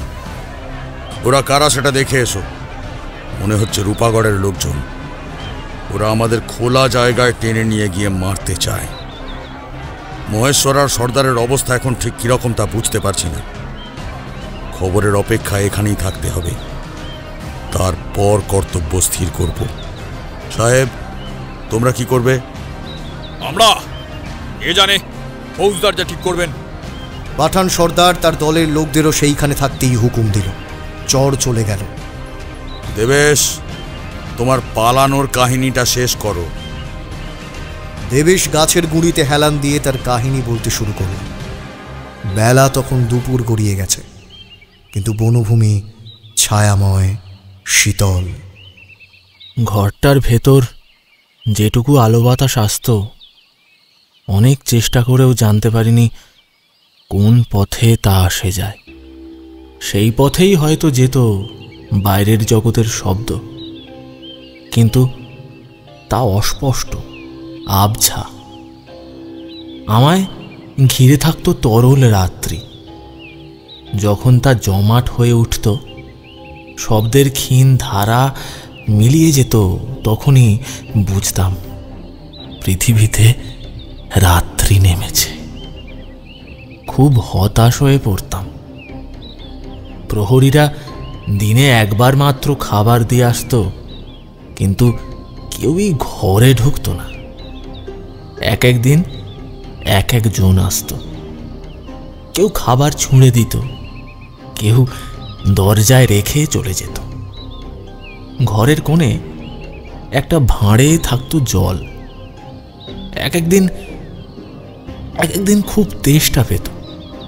বন্দি জীবন সত্যিই বড় দুঃখের, এবং তোমার ওপর যে নিষ্ঠুর ব্যবহার করা হয়েছিল তা না বললেও আমি জানি। তুমি শুধু বলো, কি করে ওদের কবল থেকে মুক্ত হলে? হঠাৎ করেই মুক্তি পেয়েছি। একদিন দেখি ঘরের কোণে একটা গর্ত। গর্তটা আগে ছিল বলে মনে করতে পারলাম না। একবার ভাবলাম হয়তো ছিল, লক্ষ্য করিনি। আবার ভাবলাম এই আবছা আলোয় ঘরটার মধ্যে কতবার ঘুরেছি, তন্ন তন্ন করে খুঁজেছি, যদি বাইরে যাবার মুক্ত হবার সামান্য সূত্র কোথাও দেখতে পাই। কিন্তু ইট পাথরের গড়া কঠিন দেওয়াল আর মেঝে ছাড়া কিছুই তো চোখে পড়েনি। তবে আজ ওটা দেখছি কেন? কিসেই বা তৈরি করেছে? যদি সাপে তৈরি করে থাকে, কিন্তু পরক্ষণেই মনে পড়ল সাপে তো গর্ত তৈরি করতে পারে না। ও দখল করে ইঁদুর বা ব্যাঙের গর্ত। আবার ব্যাঙের তৈরি গর্তও নয়, কারণ বাইরে কোথাও জলাশয় থাকলেও এখানে তো জল নেই। তবে কি স্যাঁতস্যাঁতে জায়গাতেই ব্যাঙের বাসা বলে এমন হয়েছে? ধরে নেওয়া যাক এটা ব্যাঙেরই গর্ত। কিন্তু সেই বা এলো কোথা দিয়ে? তার ডাক তো একবারও শুনতে পাই না। এখন শীতকাল, শীতে ব্যাঙ ডাকে না, যদি না বৃষ্টি বাদলের লক্ষণ দেখা দেয়। সাধু সাধু। দেবেশ, প্রাকৃতিক বিষয়ে তোমার পর্যবেক্ষণ শক্তি সত্যিই প্রশংসার। আচ্ছা, তারপর মনে হলো ইঁদুর হওয়াও সম্ভব। আমার উচ্ছিষ্ট এক একদিনের নিকৃষ্ট খাবারগুলোই পড়ে থাকে, তার গন্ধে আকৃষ্ট হয়ে প্রহরীদের সঙ্গে অলক্ষ্যে একটা ইঁদুরও হয়তো ঢুকে পড়েছে। তারপর আর বাইরে যায়নি, ওইখানেই গর্ত করেছে। কিন্তু গর্তের মাটিই বা গেল কোথায়? সেগুলো তো ওরই মুখে থাকবার কথা। তবে কি পিঁপড়ের গর্ত? পিঁপড়েও মাটি তুলে গর্ত করে। চুন সুরকি বা পচা বাঁশ কাঠেও পিঁপড়ের বাসা দেখা দেয়, কিন্তু তার মুখে ঝুরঝুরে সুরকি বা বাঁশ কাঠের গুঁড়ো থাকে। এ জায়গাটিতে ওসবের কিছুই নেই। তবে গর্তটা কিসের? খাবারের বাটিতেও তখনও কয়েকটা ডাল মাখা ভাত লেগেছিল। বাটিটা গর্তের মুখের কাছে রেখে একপাশে চুপ করে বসে রইলাম। কিছুক্ষণ বাদেই গর্তের মধ্যে কিরকম একটা খুসখুস করে শব্দ হতে লাগলো। তারপরই বেরিয়ে এলো খোঁচা খোঁচা গোঁফ, ছুঁচলো মুখ আর কালো মটরের মতো চোখ। তাই দেখে সেটা ইঁদুরের গর্ত তা বুঝলাম। ইঁদুরটা আমাকে দেখেই পালালো। সেই নির্জন নিস্তব্ধ কুঠুরিতে যে আর একটা প্রাণী আছে তা মনে করে আরাম বোধ হলো। যা হোক, একটা সঙ্গী তো পাওয়া গেল। তারপর দেবেশ্বরের কাহিনীতে বাধা পড়ল। সূর্য পণ্ডিতের কয়েকজন অনুচর একটি লোককে বন্দি অবস্থায় এনে তাঁর সামনে দাঁড় করিয়ে দিল। এ কে? একজন প্রহরী বলল, এই লোকটি তাদের কোনো প্রশ্নেরই উত্তর দেয়নি, সেই জন্যই তারা একে এখানে নিয়ে এসছে যদি সূর্য পণ্ডিতের সামনে কিছু বলে। সূর্য পণ্ডিত লোকটির আপাত মস্তক দেখে নিয়ে জিজ্ঞেস করলেন, তুমি কে? কোথায় থাকো? আমি একজন পথিক। কোথা থেকে আসছো আর যাচ্ছই বা কোথায়? ঠাকুর, এদের সরে যেতে বলুন, একান্তে দু একটা কথা বলতে চাই। তুমি আমার এবং এদের সকলেরই অপরিচিত। এখন যুদ্ধের সময়, শত্রু আমাদেরকে ঘিরে রেখেছে। এ অবস্থায় তোমার সঙ্গে একান্তে আলাপ করা বুদ্ধিমানের কাজ নয় বাপু। যা বলবে এখানেই বলো। তার মানে আপনি আমাকে বিশ্বাস করেন না? কিন্তু একটু ভেবে বলুন তো, আপনার সঙ্গীদের মধ্যে সকলেই কি বিশ্বাসী? তোমাকে প্রশ্ন করার অধিকার কিন্তু দিইনি আমি, আর তোমার সঙ্গে আলাপ করবার মতো সময়ও আমার নেই। তবে আমার প্রশ্নের জবাব না দিলে শত্রু সন্দেহে তোমার প্রাণ নাশের আশঙ্কা আছে। নিজের পরিচয় দাও। রূপাগর কোম্পানির শরণাপন্ন। তুমি এ খবর জানলে কোথা থেকে? তোমাকে এই খবর দিয়ে পাঠালো কে? কেউ পাঠায়নি, আমি স্বেচ্ছায় এসেছি। মহারাজ মহেশ্বরকে শত্রুরা ঘিরে রেখেছে। তিনি বেঁচে আছেন নাকি মারা গেছেন তাও জানি না। আপনার সন্ধানে ঘুরতে ঘুরতে এই বনে এসেছি। বটে। এই কিশোরকে চেনো? না হুজুর। মহারাজকে কখনো দেখেছো? দেখেছি। বুঝলাম। কোথায়? কতদিন আগে? যখন ভুবনপুরে তার সেবা করতাম। ও, এই তোমরা একে এখনই বাঁধো। সূর্য পণ্ডিতের হুকুম মাত্র কয়েকজন অনুচর লোকটিকে শক্ত লতা দিয়ে বেঁধে ফেলল। সূর্য পণ্ডিত আবার জিজ্ঞাসা করলেন, তারপর? হুজুর, আমাকে মিথ্যে সন্দেহ করছেন। আমার প্রথম প্রশ্নের উত্তর এখনো পাইনি। তাড়াতাড়ি বলো, রূপাগড় কোম্পানির শরণাপন্ন এ কথা জানলে কোথা থেকে?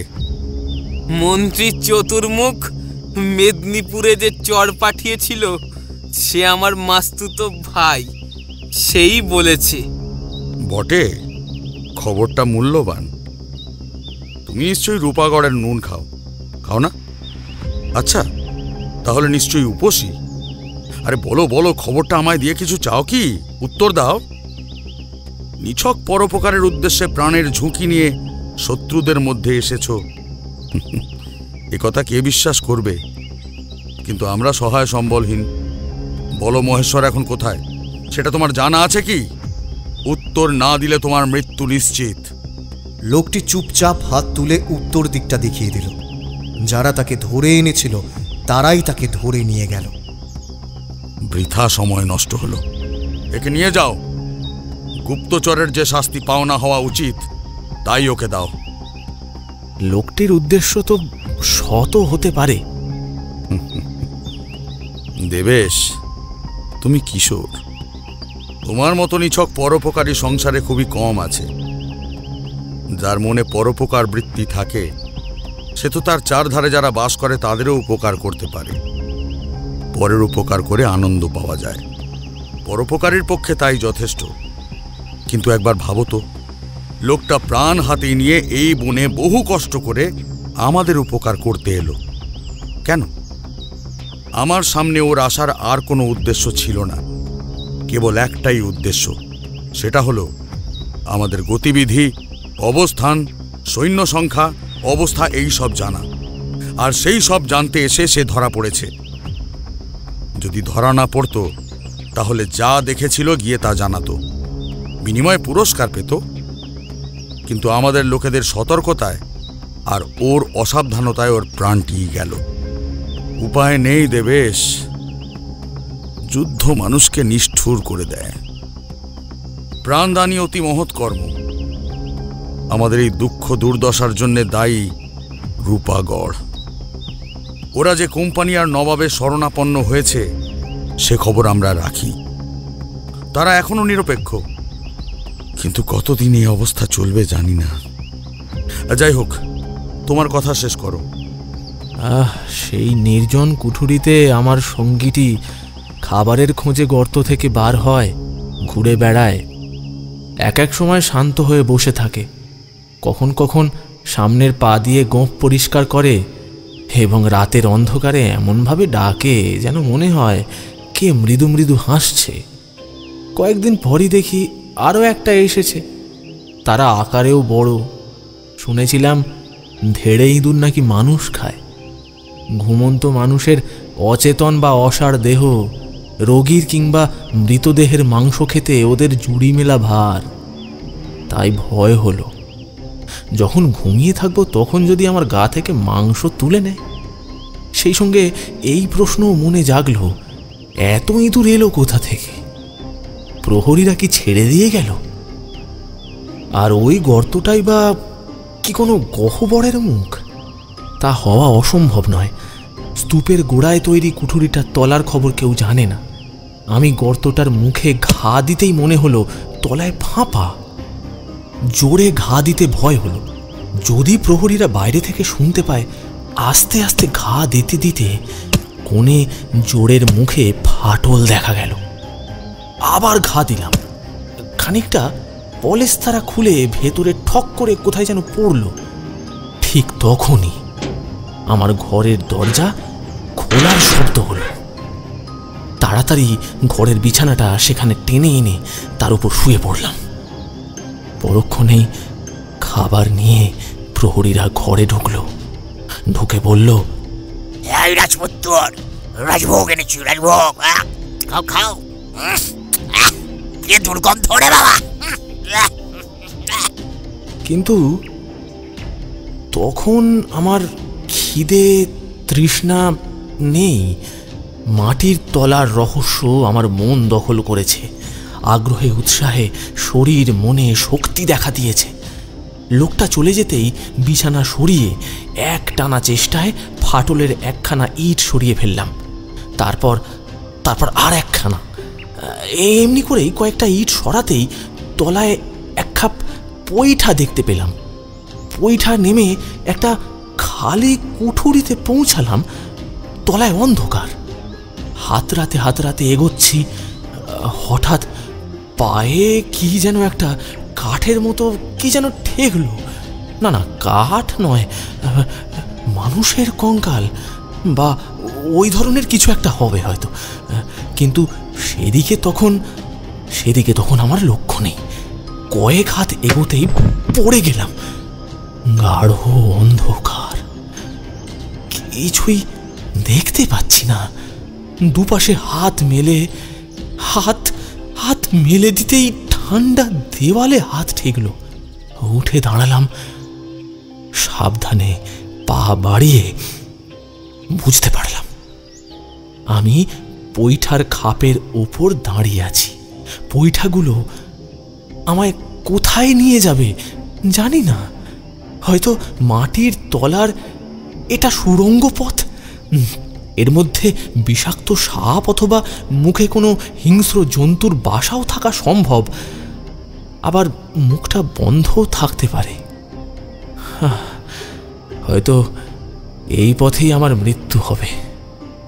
তা হোক, মুক্তির চেষ্টায় স্বাধীনতা লাভ করতে গিয়ে মৃত্যুবরণও গৌরবের। বন্দি জীবন কিছুতেই সহ্য করব না। দুপাশের দেওয়াল ধরে হাতড়ে হাতড়ে পৈঠা বেয়ে নামতে নামতে শেষে একেবারে সমতল মাটিতে পৌঁছালাম। পায়ের তলায় মনে হলো ইট বাঁধানো মেঝে, ওপর থেকে টপ টপ করে জল পড়ছে। সেই পথে কতক্ষণ ও কত দূর চলেছিলাম তা জানি না। হঠাৎ এক জায়গায় পৌঁছে দূরে দেখলাম আলো দেখা যাচ্ছে। আমার মনটা নেচে উঠল। ওই যে মুক্তি! ওই পথেই বাইরের জগতের সঙ্গে আবার আমার যোগাযোগ হবে। আমার মুক্তির মূলে সেই সামান্য প্রাণীটি। তাড়াতাড়ি এগোতে লাগলাম, কিন্তু পায়ে পায়ে বাধা, পথ পিছল, মাঝে মাঝে দেওয়াল ও খিলান ভাঙা ইটের স্তূপ, আগাছার জঙ্গল, অথচ সামনে আলো আরো স্পষ্ট, আরো উজ্জ্বল। শেষে এক জায়গায় সেই পথের শেষ হলো। সামনে খাদ, খাদের পর উঁচু বাঁধ। সামনে একটা সুড়ঙ্গের মতো কি একটা পড়ল। লোকের চোখ এড়াবার জন্যে সুড়ঙ্গের জঙ্গলে ঢুকে একটু গিয়েই হঠাৎ নিচে পড়ে গেলাম। মনে হলো হাত পা বুঝি ভেঙে গেল, কিন্তু দেখলাম জলের মধ্যে পড়েছি। পড়েই খানিক তলিয়ে গেলাম। বুকে চোট লাগলো। তখন শারীরিক দুঃখ যন্ত্রণা আমার কাছে তুচ্ছ। ভেসে উঠে আপনাকে দেখে প্রথমটা ভয় হয়েছিল, তারপর। দেবেশ্বর থামতেই সূর্য পণ্ডিত হঠাৎ বলে উঠলেন, এ কি, জঙ্গলে ধোঁয়া কেন? এমন সময় রব উঠল,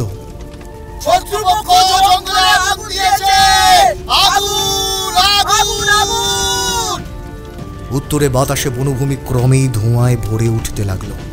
পাঠান ফৌজদার ব্যস্ত হয়ে বলল, পণ্ডিত, ওরা আমাদের এখান থেকে পার করে খোলা জায়গায় নিয়ে গিয়ে কেটে ফেলবার মতলব করছে। আমি ফৌজ নিয়ে দক্ষিণ দিকে রূপনারায়ণের ধারে চললাম। শত্রুপক্ষ দক্ষিণের পূবের পথ দখল করেছে, তারা সংখ্যায় অনেক। ফৌজদারের মূল বাহিনী তখন বনে ছাউনি ফেলেছে। পণ্ডিত, আমার সৈন্যরা অর্ধচক্রাকারে পূব আর দক্ষিণ দিকে অগ্রসর হবে। তুমি? আমার সৈন্য সংখ্যা মাত্র 500, তবু চেষ্টা করব ওদের পিছনে গিয়ে আক্রমণ করতে। আমি চললাম পশ্চিমে। তখনই সূর্য পণ্ডিত তাঁর দলকে বিদ্যুৎ বেগে পশ্চিম দিকে এগোতে আদেশ দিলেন। পাঠানেরাও ফৌজদারের হুকুমে নিমেষের মধ্যে ছাউনি তুলে অর্ধচক্রাকারে এগিয়ে চলল। তাদের মধ্যে ছিল একদল বন্দুকধারী। এদিকে উত্তরে বাতাসে ভর করে ধোঁয়া আরও গাঢ় হয়ে আসছে, একবার পশ্চিম দিক থেকেও আসছে। সূর্য পণ্ডিত তার মধ্যে দিয়েই চললেন। তাঁদের বিপদ সবচেয়ে বেশি। কলিঙ্গ সর্দারের পরিকল্পনা অনুসারে মহেশ্বর ও কলিঙ্গ সেনাপতি দুদিকে খুব সাবধানে এগিয়ে যাচ্ছিলেন, কিন্তু রূপাগড়ের সেনাপতিও ছিলেন খুব চতুর। তিনিও মহেশ্বরের শক্তি কতটা মোটামুটি সেই খবর আগে থেকেই জোগাড় করেছিলেন। কলিঙ্গ সর্দার ও পাঠানদের তিনি মনে করেছিলেন লুঠেরা। লুঠেরারা সুসংবদ্ধ ও শিক্ষিত সৈন্য দলের প্রতিরোধের সামনে দাঁড়াতে পারে না। তাদের লক্ষ্য থাকে কম যুদ্ধ করে একরকম নির্বিঘ্নে লুটপাট করে পালানো। বর্গীরা তাই করেছে, তবে তাদের মধ্যে অনেক শিক্ষিত সৈন্য ছিল, সেজন্য আলীবর্দীকেও তারা ভয় করত না। বাস্তবে আলীবর্দীরও তখন এমন সৈন্যবাহিনী ছিল না যারা দুর্ধর্ষ, সুশিক্ষিত এবং সুসংবদ্ধ। তবু আলীবর্দী যেখানে তাদের প্রবলভাবে বাধা দিয়েছিলেন, সেইখানেই তারা প্রতিহত হয়েছে। বর্গীদের রণকৌশল ছিল লুঠেরাদের রণকৌশল। পাঠান ও কলিঙ্গ সর্দারেরও কিছুটা তাই। তবে এখানে একটা কথা বিবেচনার আছে, এই যে মহেশ্বর তাদের যুদ্ধে প্ররোচিত করবে, কিন্তু লুঠেরারা কতক্ষণ লড়বে। রূপাগড়ের সেনাপতির এ অনুমান পুরোপুরি ঠিক না হলেও সম্পূর্ণ মিথ্যা নয়। তিনি এগিয়ে যেতে মহেশ্বর ও কলিঙ্গ সেনাপতি তাঁর বাহিনীর সামনাসামনি গিয়ে পড়লেন। অবিলম্বে লড়াই শুরু হল। রূপাগড় সেনাপতি বনে আগুন দেবার নির্দেশ দিয়েছিলেন। আগেই বলেছি, পাঠান ফৌজদার পূর্ব আর দক্ষিণে এবং সূর্য পণ্ডিত বনের মধ্যে দিয়ে পশ্চিমে এগোচ্ছিলেন। তাঁরা প্রায় নির্বিঘ্নে বন থেকে বার হয়ে শত্রু সৈন্যের পিছনে যখন পৌঁছলেন, তখন উভয় পক্ষে তুমুল যুদ্ধ হচ্ছে। উভয় পক্ষেই বহু লোক হতাহত হতে লাগলো। একসময় মনে হচ্ছে মহেশ্বরের পক্ষ পরাজিত হবে। এই সন্ধিক্ষণে 3 দিক থেকে পাঠান ও সূর্য পণ্ডিতের সেনাদের আক্রমণ। একটা কথা এখানে বলা দরকার, মহেশ্বর ও সূর্য পণ্ডিতের যোদ্ধারা প্রায় সকলেই বাঙালি, রূপাগড়েরও তাই, এবং তাদের অধিকাংশই মেদিনীপুর এবং দক্ষিণ বাংলার লোক। আচমকা পিছন থেকে আক্রমণের জন্য রূপাগড়ের সৈন্যরা প্রস্তুত ছিল না। এমন সম্ভাবনা ও আশঙ্কার কথা তাদের সেনাপতিরা চিন্তাও করেন। ফলে রূপাগড়ের সেনারা ছত্রভঙ্গ হয়ে পড়তে লাগল। মহেশ্বর ও কলিঙ্গ সেনাপতি প্রথমে বুঝতেই পারেননি রূপাগড়ের সেনাদের মধ্যে হঠাৎ এমন বিপর্যয়ের কারণ কী, এবং যখন জানতে পারলেন কি ঘটেছে, তখন তাঁদের ও যোদ্ধাদের মনে উৎসাহ, আত্মবিশ্বাস ও সাহস জেগে উঠল। যোদ্ধারা আনন্দ ও গর্বের সাথে রণহুঙ্কার ছাড়তে লাগল। পাঠান সেনা ও সূর্য পণ্ডিতের বাহিনীও সেই হুঙ্কারে কণ্ঠ মিলিয়ে বলতে লাগল,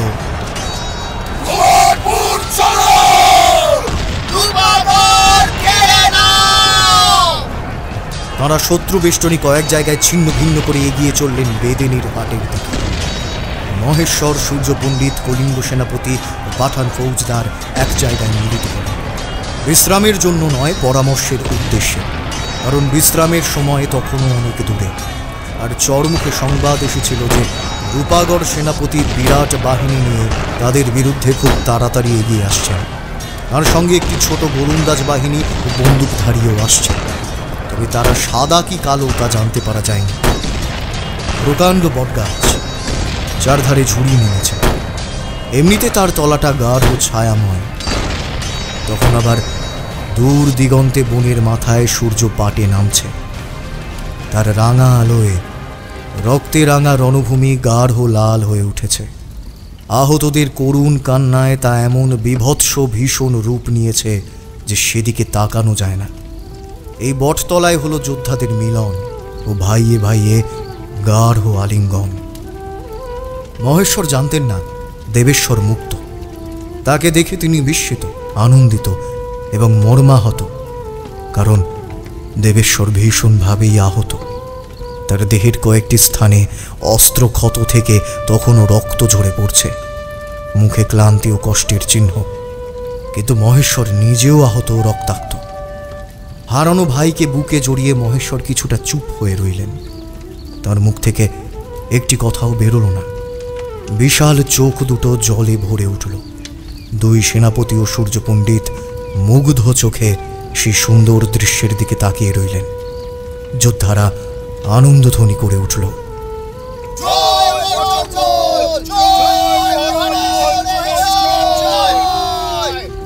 ভাই, তুমি আহত, ক্লান্ত, বয়সে কিশোর। তোমার শুশ্রূষা ও বিশ্রামের দরকার।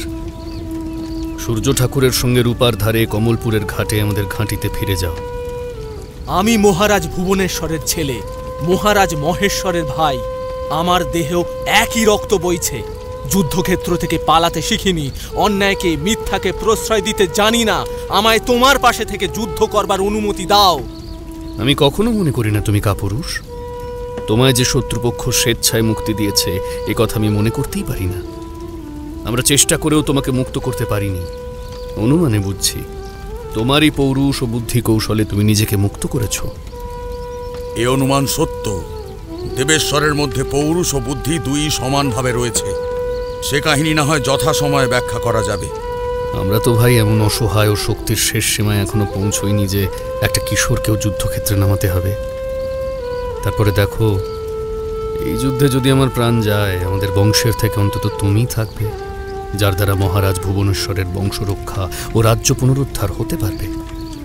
বুদ্ধিমান তুমি। এ বিষয়টি বিবেচনা করে তোমার আর ন্যায়গুণই বাঞ্ছনীয়। আর সূর্য ঠাকুর, উনি আমাদের অভিভাবকের মতো। ওর শৌর্য, বীর্য, বুদ্ধি, পবিত্র চরিত্র এই ঘোর বিপদে আমাদের পরম ভরসা। ওকেও যুদ্ধক্ষেত্র থেকে দূরে রাখতে হবে। দূর থেকে উনি আমাদের পরামর্শ দেবেন। তোমার ভার ওর হাতে ছেড়ে দিয়ে আমি একদিকে নিশ্চিন্ত হতে চাই। আমারই শৌর্য, বীর্য, বুদ্ধি এবং প্রাণ যখন বিপদে, তখন আর পরম ভরসা। তবে কথা এই যে রাজাজ্ঞা অমান্যের উদ্দেশ্য আমার নেই। বেশ, তবে তাই হবে। আমি অবিলম্বে দেবেশ্বরকে নিয়ে কমলপুরের পথ ধরছি। সন্ধ্যা নামছে, অন্ধকারের সুযোগ নেওয়াই উচিত। শেষের কথাগুলোতে তিনি মহেশ্বরদেরও এগিয়ে যাবার ইঙ্গিত করলেন। দেবেশ্বরকে নিয়ে তিনি রওনা হলেন। তাঁর সঙ্গে চলল কয়েকজন বিশ্বস্ত অনুচর। এবার সূর্যপণ্ডিত ও দেবেশ্বরের জন্য দুটি ঘোড়া নেওয়া হলো। ঘোড়া দুটি দুজন মৃত কলিঙ্গ সেনা। সন্ধ্যের হাওয়ায় ঘোড়ার খুঁড়ের শব্দ মিলিয়ে যেতে যেতেই মহেশ্বর বললেন, এখান থেকে বেদিনীর হাট বেশি দূর নয়। ঘোড়ায় গেলে আমরা আগের রাতেই সেখানে পৌঁছে যাব। সেই মুহূর্তে চর এসে খবর দিল শত্রু সেনা আবার অর্ধবৃত্তাকারে এগিয়ে আসছে। মহেশ্বর তাতে একটুও চঞ্চল হলেন না। এই যুদ্ধের নায়ক আমি। আমাদের শুধু লড়াই করতে হচ্ছে। কিসের জন্য আমরা লড়ছি? শুধু শুধু জান দিয়ে ফায়দা কি? যা চাইছো তার জন্যই তো এখানে চেষ্টা। বেদিনীর হাটে বড় বড় গোলা আর মহাজন আছে, একটা খাজাঞ্চিখানাও রয়েছে। ব্যাস, চলো। মহেশ্বর প্রায় নিঃশব্দে সকলকে পশ্চিম দিকে এগোতে আদেশ দিলেন। আজকের সংকেত দেবেশ্বর। মহেশ্বরের মিলিত বিজয় বাহিনী অন্ধকারের ছায়ার মতো এগিয়ে চলল। রণ অশ্বগুলি পর্যন্ত বিপদ অনুমান করে যেন আলগোছে পা ফেলতে লাগল। ওদিকে দূত মুখে ততক্ষণে গরুড়ধ্বজ ও চতুর্মুখের কাছে সেই বিপর্যয়ের খবর পৌঁছে গেছে। যে জায়গাটিতে যুদ্ধ হয়েছিল তার নাম বিহারীর মাঠ। একসময় সেখানে কয়েকটা মঠ এবং বিহার ছিল, তবে সে অনেককাল আগের কথা। বিহার থেকে জায়গাটা এখন বিহারিতে দাঁড়িয়েছিল। যে সময়ের কথা বলছি সে সময়ে মাটির তলায় জঙ্গলের মধ্যে কিছু জায়গায় ইট পাথর পাওয়া যেত। আশেপাশের গ্রামবাসীরা সেসব তুলে নিয়ে গিয়ে ঘরে দরজায় ব্যবহার করত। তারা সকলেই চাষি, সেখানে কিছু কিছু চাষাবাদও করেছিল। কিন্তু ভাগ্যের পরিহাসে সৈন্য এবং ঘোড়ার পায়ের তলায় এখন তাদের শ্রমের ফল পেটের ভাত ও দলির স্বাদ। তাদের কথা কে ভাবে? চতুর্মুখ সত্যিই বুদ্ধিমান মন্ত্রী। তিনি গরুড়ধ্বজকে বললেন, মহারাজ, শত্রু আমাদের রূপাগড় পর্যন্ত এগিয়ে আসতে পারে। আমরা এখানে একরকম অসুরক্ষিত অবস্থায় রয়েছি। যে হাজারখানেক সঙ্গী রয়েছে তারা ওদের চেয়ে সংখ্যায় দ্বিগুণ একটি দলের। বিশেষ করে তারা অমন বিজয়ী আর পুরোদস্তুর যোদ্ধাদের সামনে কতক্ষণ টিকবে? ওরা রক্ষী মাত্র। সাধারণ অশিক্ষিত কিংবা বিশৃঙ্খল আর সামান্য অস্ত্রধারী জনতাকে না হয় ওরা সামলে নিতে পারে, কিন্তু তার বেশি কোনো শক্ত কাজ ওদের দিয়ে হবে না। তাছাড়া ওদের মধ্যে... কথা শেষ হওয়ার আগেই একজন চর ব্যস্ত হয়ে সেখানে এসে পৌঁছল। তাকে দেখেই চতুর্মুখ বললেন, কি হয়েছে? হুজুর, কলিঙ্গ সর্দারের অশ্বারোহী সৈন্যদল রূপাগড়ের পথ ধরে খুব তাড়াতাড়ি এগিয়ে আসছে। আর এইটাই বলার ছিল। চতুর্মুখ ইশারা করতেই লোকটি চলে গেল। গরুড়ধ্বজ পায়চারি করতে করতে বললেন, কোম্পানি আর নবাব আমাকে ডুবিয়ে দিল। আপনি তো গোলন্দাজ পেয়েছেন। এখন তারা কোথায়? রণক্ষেত্রে। তুমি যুদ্ধ চেয়েছিলে, তা পেয়েছো। সত্য ও ধর্মের পথে চলতে বলেছিলাম, কিন্তু লোভ। পরিচিত গলা শুনে তারা দুজনেই পিছন ফিরে দেখলেন রানীমা এসে উপস্থিত হয়েছেন। মা, আপনি এখানে? দয়া করে আপনি আপনার অন্তঃপুরে ফিরে যান। মা, এই জায়গাও তোমার নয়, এই কথাতেও তোমার কথা বলার কোনো দরকার নেই। বলিস কি রে? তোর রাজ্যের সকলের যে আমি মা, তাদের মঙ্গলের কথা কি আমি ভাবি না মনে করিস? মানুষের মঙ্গল চিন্তাই তো ঈশ্বরের চিন্তা। এই বিপদ কি তোর একার? এটা ঘটিয়েছিস তুই। ওরা এসে এই নগর ছাড়খাড় করবে, চারধার শ্মশান হয়ে যাবে। ওই ওই সঞ্চিতকার, আমি যাব ওই রাক্ষসগুলোর সামনে, ওই নেকড়েগুলোর মুখে। মা, তুমি যে পাগল হয়ে গেছো। চলো চলো, ফিরে চলো। কোথায় নিয়ে যাবি রে আমায়, মূর্খ লোভী? এই, কে আছিস তোরা বীর? কে আছিস এই হতভাগিনীর সত্যকারের সন্তান যে আমার সঙ্গে ওই নেকড়েগুলোর সামনে গিয়ে দাঁড়াবি? আয় আয় তোরা, আয়। চতুর্মুখ মাকে নিয়ে চলুন, মা, শান্ত হ, আমি স্বয়ং যাব অস্ত্র হাতে। অস্ত্র এখন নিষ্ফল। যদি কেউ এখন ওদের শান্ত করতে পারে সেটা আমি, একমাত্র আমি ওদের শান্ত করতে পারবো। কিন্তু আমি থাকতে আমার মা যাবে শত্রু সৈন্যের সামনে, তাতে আমার যে সম্মান ধুলোয় মিশে যাবে মা। আমার বংশে চির কলঙ্ক, চির অপমান নেমে আসবে। শুধু মা কেন, আমরা রাজবাড়ির সকল অন্তঃপুরিকারা যাব আমাদের মায়ের সঙ্গে। আমি এক্ষুনি নগরের সকল অন্তঃপুরিকাকে খবর দিয়েছি, তারাও যাবে। আমরা রক্ষা করব আমাদের নগর লক্ষ্মীকে, আমরা রক্ষা করব। একে রানী, তুমিও? হায়, সকলে পাগল হয়ে গেছে, পাগল হয়ে গেছে সকলে। সত্যই সত্যি অপদার্থ আমি। গরুর ধ্বজ নিজের মাথার চুল ছিঁড়তে লাগলেন। চতুর্মুখ স্তব্ধ হয়ে দাঁড়িয়েছিলেন। এই সব দেখে তিনিও বললেন, মা, আমিও তোমার সন্তান, সকলের আগে তোমার সঙ্গে যাব আমি। কিন্তু তোমার কাছে আমার একটি নিবেদন আছে, রাজার সামনেই আমি সেটি রাখছি। ওরা আসছে ধন দৌলতের লোভে, আমি রাজভাণ্ডার উজাড় করে ওদের সামনে রাখতে চাই। বলবো, এতে যদি খুশি হও তো ভালো, নয়তো এই সোনার নগরের ঘরে ঘরে আমরা আগুন লাগিয়ে দেব। আর শেষ নিঃশ্বাস পর্যন্ত সবাই লড়বে, এমনকি নারীরাও। তাছাড়া আর পথ কই? তোমার প্রস্তাবের পরিণতি জানতে চাই। অবশ্যই জানবেন। মহারাজ, আপনার মত কি? আমি মায়ের দাস, মায়ের যেমন আদেশ এমনই হবে। বেশ, ঠিক আছে, চল মায়েরা, চল, আমরা প্রস্তুত হই, চল। রানীমা অন্তঃপুরিকাদের নিয়ে অন্তঃপুরে চললেন। চতুর্মুখ তাঁর প্রস্তাব খুলে বলতে শুরু করলেন। কলিঙ্গ সেনার রণহুঙ্কার ক্রমে স্পষ্ট হতে লাগল।